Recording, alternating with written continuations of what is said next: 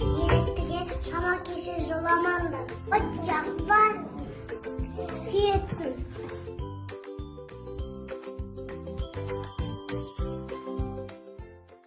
Dur. Sirke жақты емес. Сіркеден пайда болады.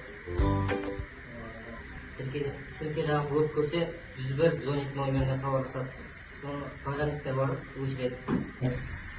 Киім алады өзінің киімімен, өртке жаңа күймейтін.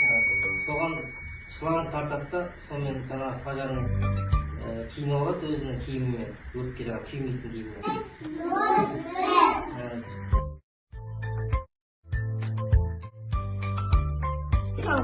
Сосын өртті өшіреді, иә? От болған жерге жақындауға бола ма? Жоқ! Болмайды, дұрыс. Өрт шыққан жағдайда өз бетімізбен өшіруге болмайды, дұрыс айтасыңдар. Сіз қандай номерге звондаймыз?